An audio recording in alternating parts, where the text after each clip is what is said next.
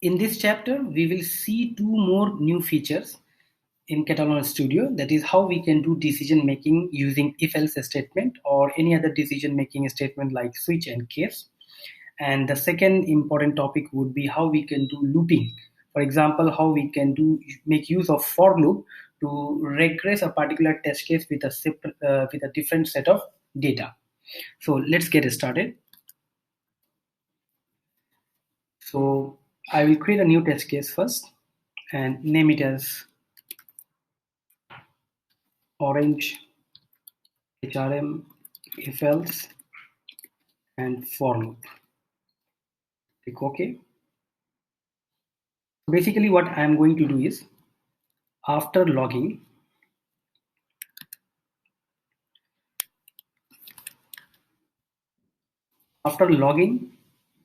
I will click on my info if it is verified as visible text as my info, and if it is not my info then I will click on something else, maybe let's say click on leave. So this is the use case.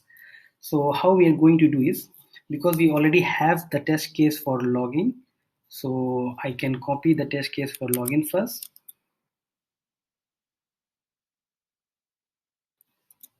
Okay, so I can remove this first line, and after that we need to click on my info, right? So the web element we have already captured in our earlier script from in the file upload example. So I will just copy it from here first, go to my script, let me close the other tabs. Okay, so after this line I paste it over here. So we don't want to click on it without verifying it, so we will verify it. So before we verify, we have to store the particular object into a variable, and that can be done through get text, and I will say store it in a variable called as variable a. Okay, this variable a we are going to, so value of variable a is the value that has been gotten during the execution time, and then we will put an if statement and we will say if a double equals to the string that is my info, then click on my info. That is the logic. So that logic we are going to build up now. So click on this drop down arrow button over here, go to decision making statement and select if statement. Yeah, if we now go to script mode, that would be more easier to script it or write the line of the code, and then you will understand the logic better. So if I go here, so now it says if true then do something. So in this we have to pass a condition. When the condition is true, then it will execute whatever is the code inside this double curly braces over here. So this true I will change to a, which is the value that has been received during the execution time, and I will say double equal to a string, correct? And my string would be my info, correct? So we are saying if a double equal to the string my info, then click on my info, correct? So I will copy because the test object is already present. So instead of get text, we can just change it to click. Okay. So the logic is if a double equal to my info, then we are saying click on my info. And then we will have another logic else. If it is not, then I will say do something. And the do something logic we are going to build up over here. So the do something would be, consider the example from here, that is, let's say click on leave.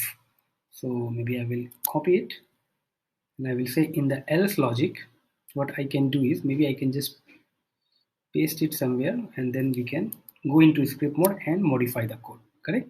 So basically we are saying if my info is a double equal to my info, then click on my info, else click on leave. So number 10, don't worry about it, we are going to modify that line and put it under the else statement. So I'm going to script mode and I will say else, I will just take this whole thing out from here and I will say else click on my leave, correct? And the script is ready now for the if else logic, and we can save it and we'll try to run it. So maybe if I go to manual mode again, okay, maybe, okay, that should be fine. So this is our entire logic for if and else, how we can do decision making statement using catalog. So let me run it. So the thing is, if the if statement is verified as good and it has been executed, the else will not execute. And if has passed, if a statement has failed, then only it will go and execute the else statement. So meaning either one of these two conditional statement only would be executed during a single run, either the if statement or either the else statement.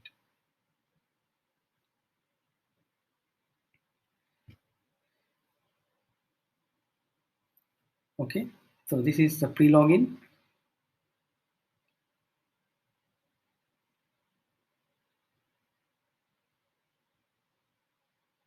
Login is successful. Now it will try to click on my info if my a is double equal to my info.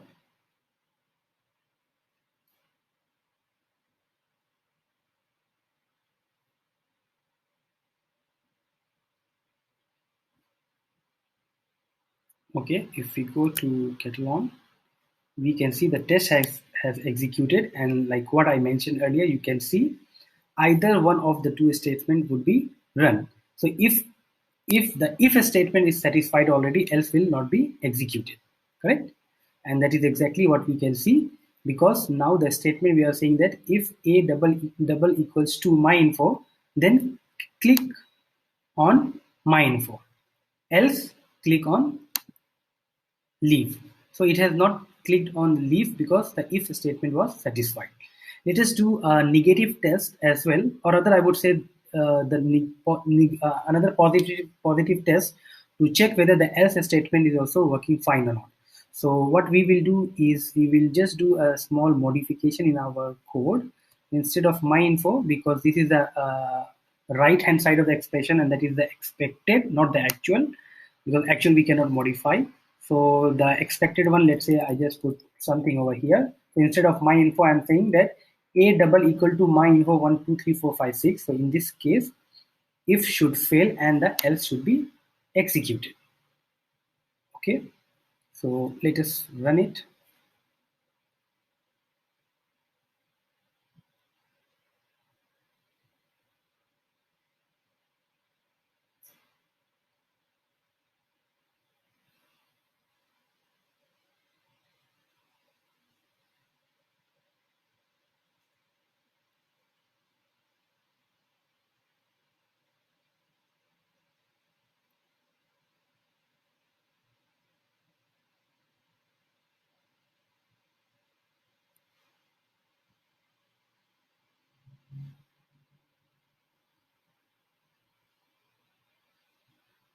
So pre-login should be okay.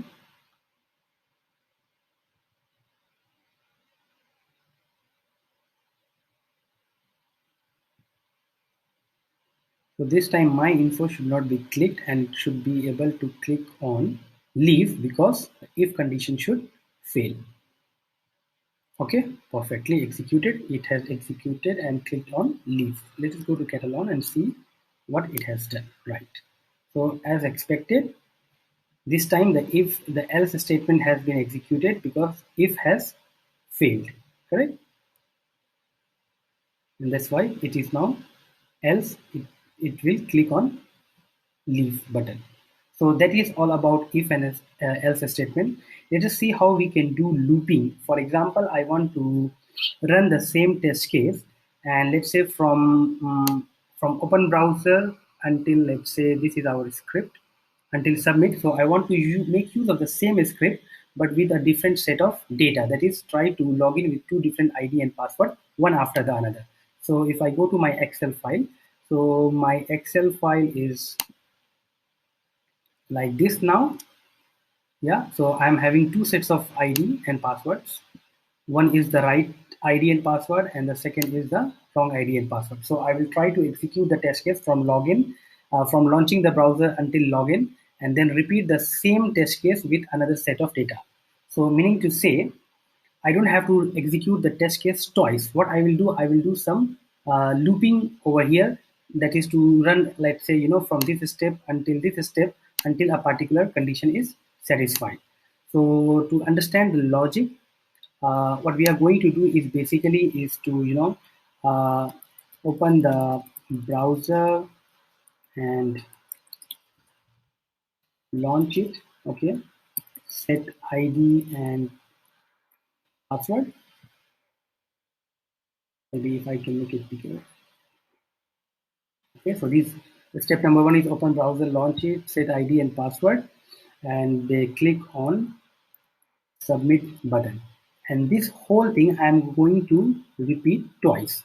So what we will do is, I won't open the browser and launch it with the URL, but what we want to do is to repeat this step. That is this particular thing,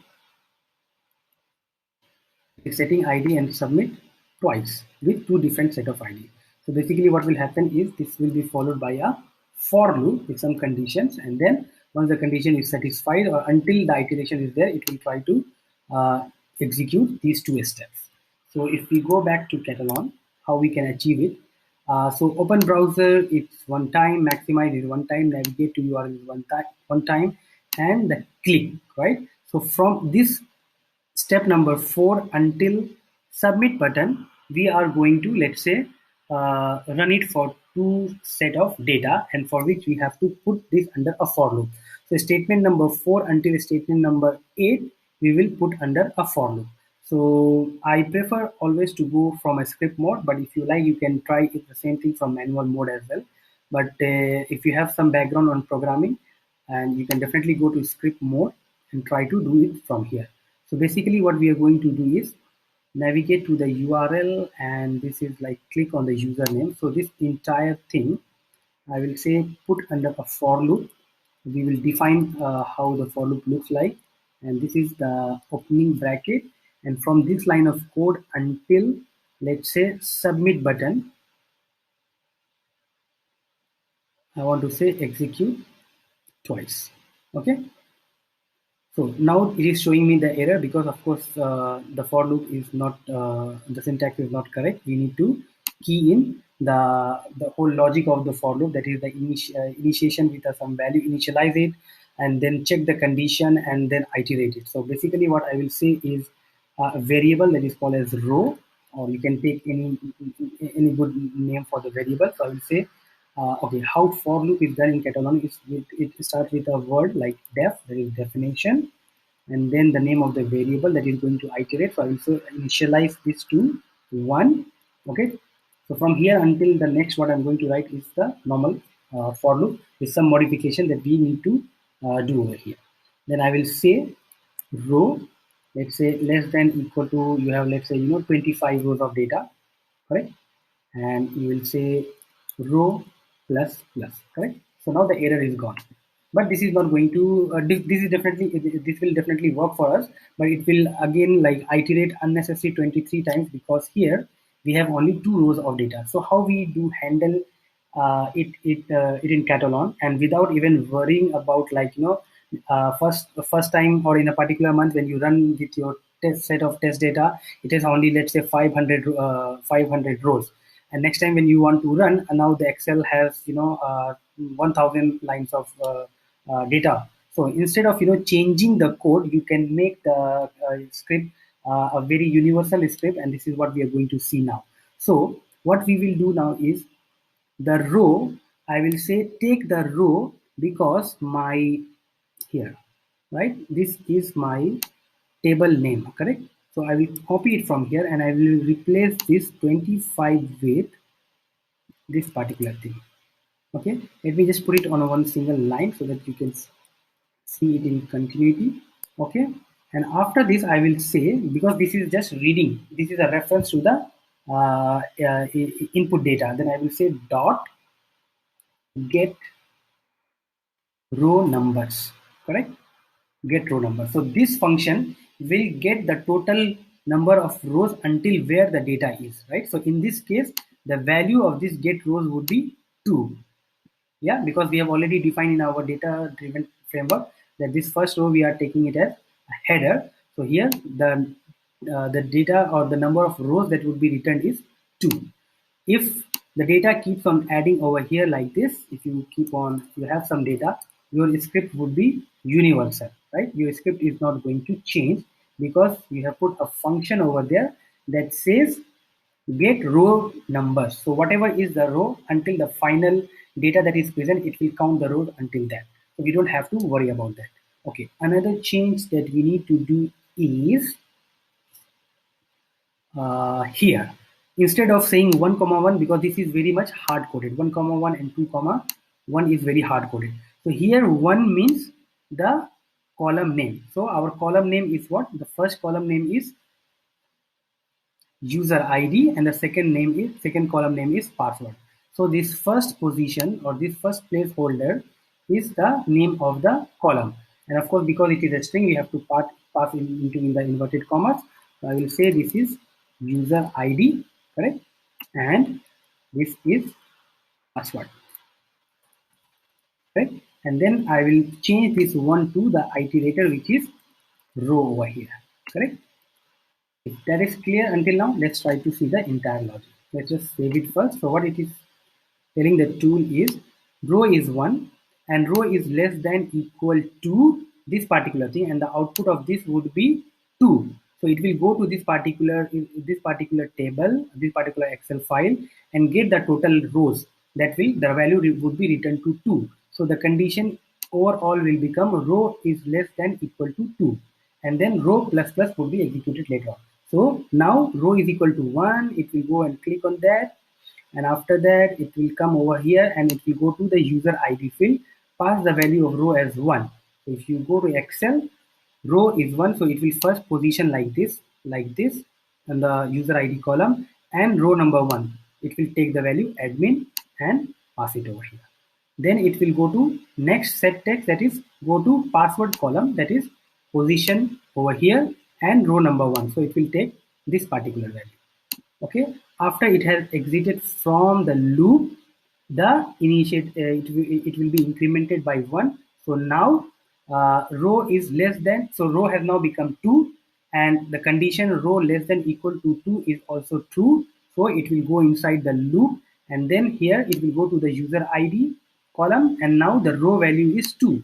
So it will go position over here, and now the row is 2, so it will take this data, and similarly it will do the same thing for the password. So there is a whole explanation about it. Let me go to the manual mode. If we want, because we don't generally, okay, if you expand, you can see the entire logic has come up over here. So it will click until submit, and let's say we don't want this to be executed. So let's just keep it disabled. And yeah, this one also, let's keep it disabled. Why it is not getting disabled? Oh, is it because part is here? It should be, never mind. So let's not focus on it right now. If you want, you can just delete it for the time being. Anyway, our focus is just to do the testing for the for loop until the login. So what we will do now is we have these things open. If you want, we can quit it, and now we will execute.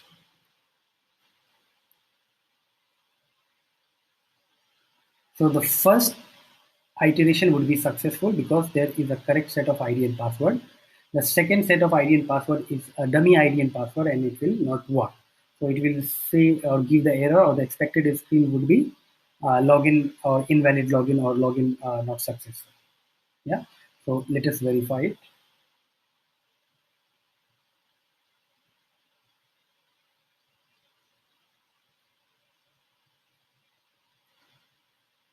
So first iteration with first user ID and password, that is admin and its respective password. This time login should be successful. That is the expectation. And of course, you can do a lot of verify elements and the assertions over here post login, whether the script was executing successfully or not. And once it is done, it will try to log out and then go for the second iteration.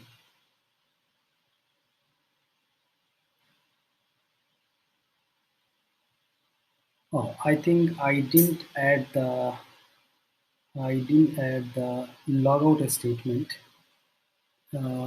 Perfect. So it has failed. Never mind. So what we can do is we can copy the logout statement as well. Maybe from a past script if we might have added.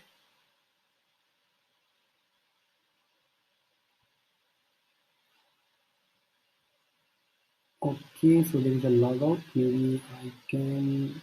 Okay, so we can. This is under spy 4. So what we can do is go to our test, and here, let's say for now, I just add one thing and say click. And that click is, let's say, that what we can do is we can delete it, and we need that logout after this, right? So click on that. So 4.6 would be added, and that is a click action, right? So click action, and that is the object that we need to refer from is spy4, and that was, I believe, the logout button. Yeah, perfect. So I think it's here already. If you want, you can close it and try afresh. So all looks okay. Let's try to execute.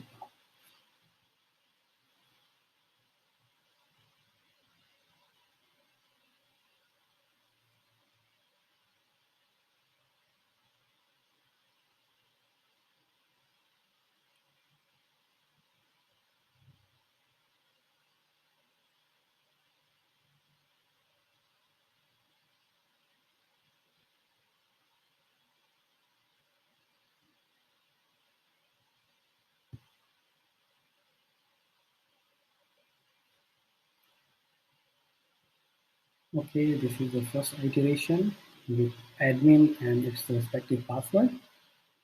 Login should be successful, and we can see the post login screen. And after that, it should be able to log out so that one loop is completed. So if we try to log out now,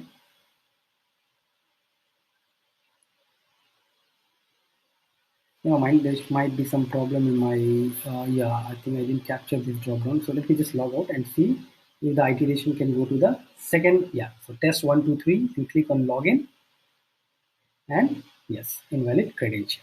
So with this, if you can see, the entire test case has been passed and it has gone through 2 iterations, correct? It has gone through 2 iterations. The error is coming because it was not able to click on the logout. So just ignore it for a while. But the intent is to see how the for loop works, right? So if you expand the for loop, you can see the whole set of these actions, right? From 4.1 to 4.6, rather 4.5 should be executed 2 times, correct? Okay, so 4.1 until 4.6, and then this is for the second iteration. So let's say you want to verify. So first set text is with some ID and password that it will read from this particular user ID and the row number 1, and this one is for the user ID and another set of data from row number 2. So with this, we successfully demonstrate how to make use of decision making statement like if and else, and looping a statement like for loop. See you in the next lecture for a few more important topics.